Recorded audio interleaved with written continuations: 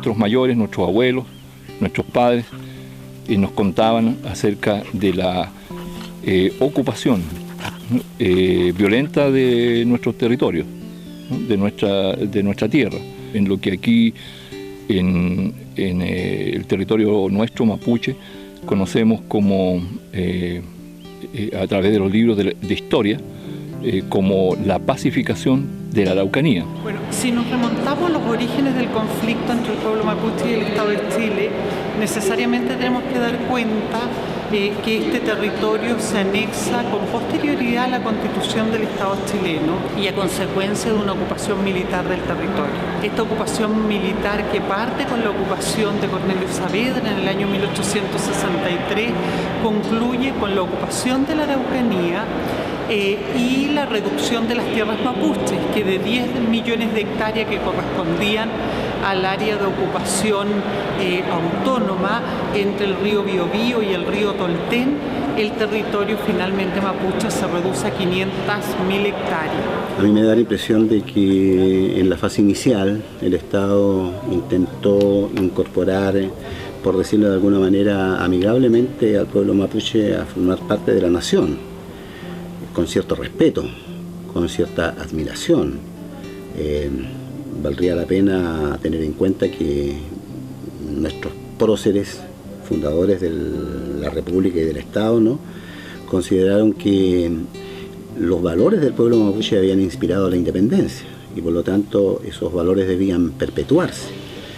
Incluso yo diría hasta la consideración del pueblo mapuche como una nación que tenía el legítimo derecho a coexistir en el Estado chileno. Las cosas se complican a partir de la segunda mitad del siglo XIX,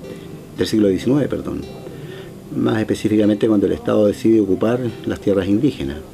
Entonces, en ese momento yo creo que el Estado colisiona con el pueblo mapuche y aparece una historia enteramente distinta, una historia que yo llamo de exclusión, de discriminación, porque el interés está centrado básicamente en las tierras. Tan pronto como la sociedad mapuche fue reducida, el Estado trató de imponer la propiedad individual, es decir, la propiedad comunitaria, que es una forma de ocupación que responde al sistema particular de costumbre de la sociedad mapuche, en donde la tierra no es un bien de consumo, sino que es el espacio donde se construye la identidad indígena.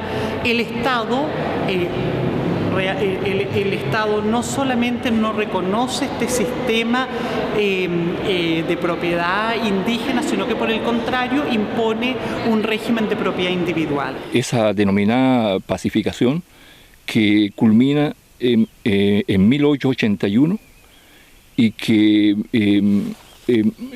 se cierra en su forma más feroz en 1883 y que tiene una réplica posterior que ocurre en 1973. Entonces yo digo 1883, la consolidación de la pacificación de los mapuches. 1973, la pacificación de los chilenos, que nos tocó también a nosotros. La única salida que durante el proceso de reforma agraria tuvo el movimiento mapuche para llamar la atención sobre sus demandas territoriales fue la movilización. Pero la verdad es que vemos cómo en realidad esto no pudo sostenerse en el tiempo. Y no pudo sostenerse en el tiempo porque finalmente la dictadura militar revierte todo el proceso de recuperación de tierra. Y los dirigentes que participaron de la recuperación de tierras durante la reforma agraria no solo fueron desalojados de estas tierras fueron restituidas a los particulares, sino que la mayoría de los dirigentes fueron prisioneros políticos y muchos de ellos ejecutados en presencia de las propias comunidades. El origen del conflicto está en esta intención del Estado de ocupar las tierras mapuche arrebatarles el territorio mediante procedimientos muy violentos. Violencia que el Estado no contuvo después cuando ya se instaló aquí en la región. Violencia que se mantiene, ¿no? Durante todo el resto del siglo XIX, el siglo XX y en parte lo que llevamos del siglo XXI. De manera que yo, en primer lugar, pensaría en que el Estado tiene una alta cuota de responsabilidad y detrás del Estado, los particulares protegidos por el Estado, que operaron en la zona a pesar de la propia legislación del Estado, y eso significó también abusos y una serie de atropellos hacia el pueblo mapuche. ¿Cómo ha irrumpido, por ejemplo, hoy día las forestales, ¿no? Y que han cambiado o han ido cambiando nuestra realidad de modo violento, ¿no? Cada día. Aquí es una comunidad, como se puede ver, llena de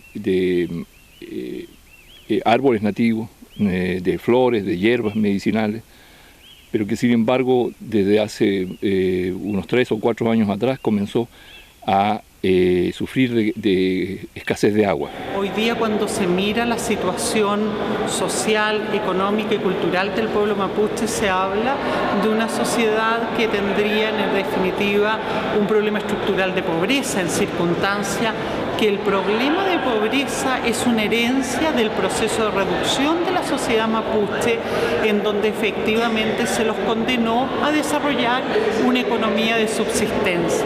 Por supuesto que esta economía de subsistencia además se ha visto considerablemente deteriorada en la medida en que no han aumentado las tierras mapuches, sino que las tierras en las cuales fueron confinadas las comunidades mapuches se han visto reducidas.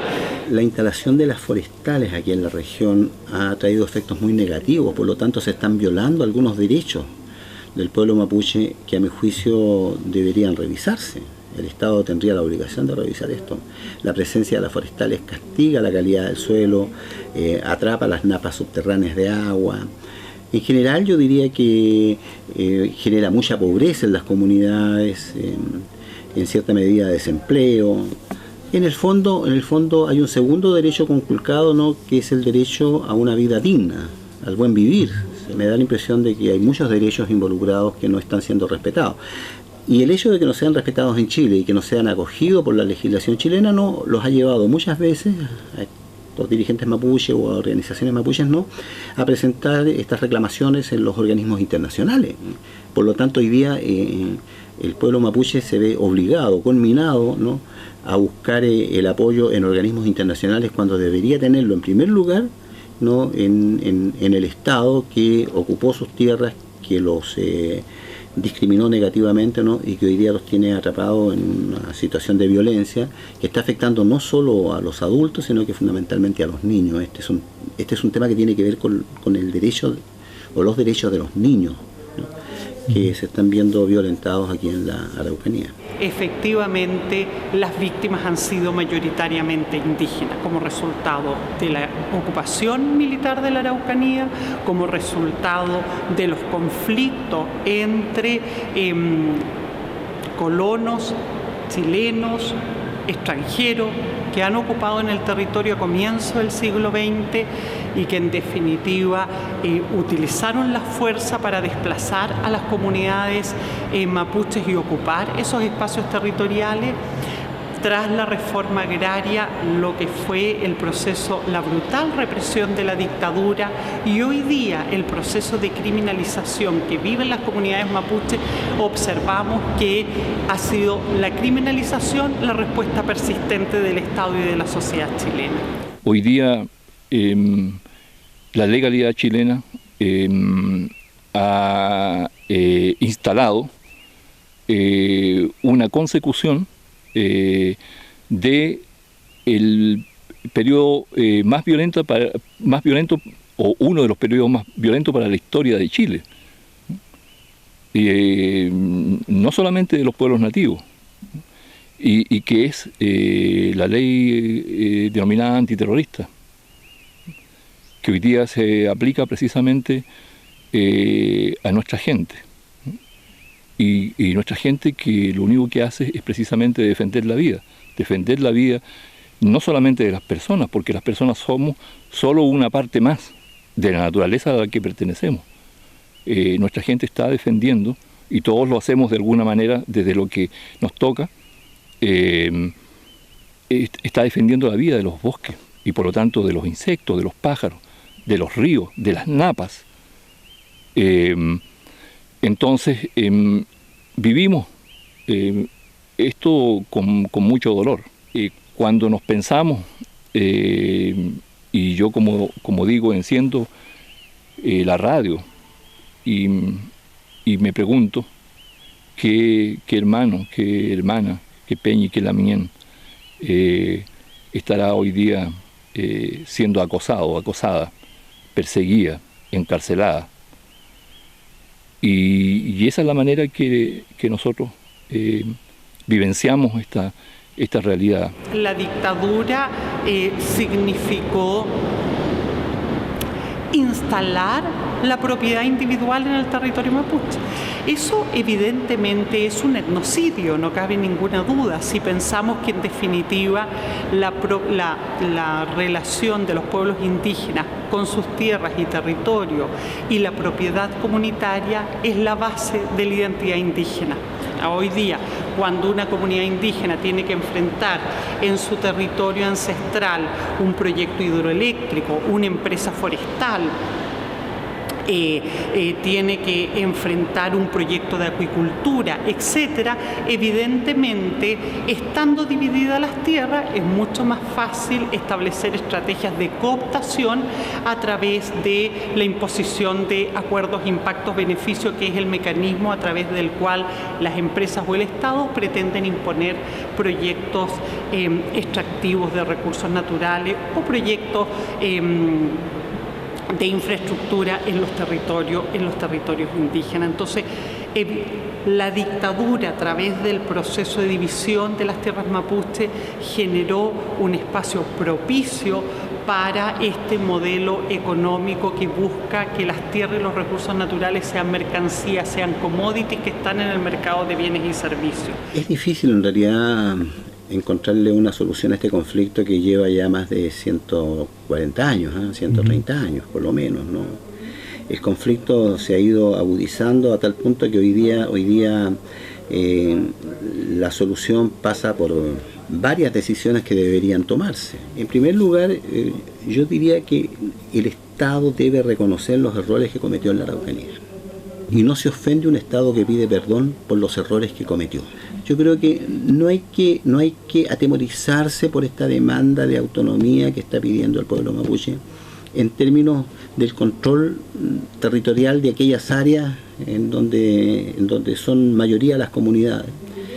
Obviamente tienen derecho a desarrollarse, por lo tanto habría que avanzar en esa dirección. Reconocimiento del pueblo mapuche como nación, reconocimiento del derecho a la autonomía, reconocimiento al control territorial en algunas áreas específicas, ¿no? Lo tercero, yo creo que apunta básicamente a terminar con la discriminación negativa que hay hacia el mapuche.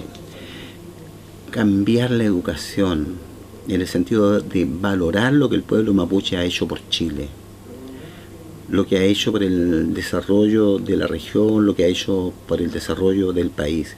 Y por último, yo diría que el diálogo, a mi juicio, siempre será la mejor vía de solución. Hay una larga experiencia de parlamentos, con una arquitectura política notable, que permitió llegar a acuerdos y que permitió la convivencia de dos culturas distintas en el siglo XVII y XVIII y parte del siglo XIX. Yo diría que en ese sentido el respeto por la diversidad debe transformarse en la fórmula necesaria para iniciar este diálogo, para transformar el diálogo en una vía de solución. Somos parte de un colectivo que sabemos que hoy día tenemos que superar de algún modo esa colonización también que nos ha impuesto el Estado chileno con su declaración de blanquidad. Y entonces yo soy escéptico en la medida que la chilenidad no ha asumido su identidad, su almidad y por lo tanto su hermosa morenidad. Entonces, porque lo hermoso dice nuestra gente mayor, de ser un gran jardín, es precisamente asumir la diversidad, porque cada cultura es una flor, que la hermosura del jardín la hace la diversidad de colores. Cada una tiene su aroma, su textura, su forma, su color. Nosotros venimos del azul, dice el relato del el calfo de Peo. Pero nuestra gente mayor dice, tenemos que amar el jardín con todas sus flores. Y eso lo hace hermoso. Y nosotros somos mapuche, pero somos esa flor. Pero no estamos diciendo que seamos la flor más hermosa. Solo reclamamos el derecho a seguir existiendo como tales.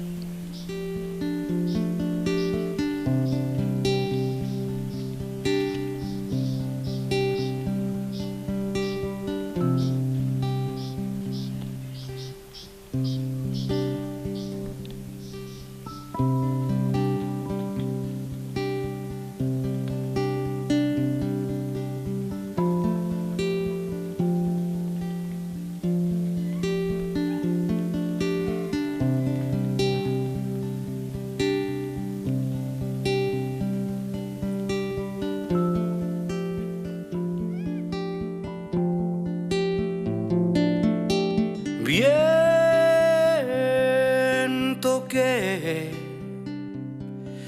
abraza el mar, llévame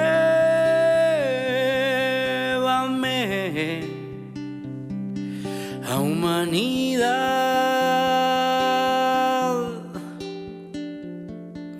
suelto en ti. Quiero brillar,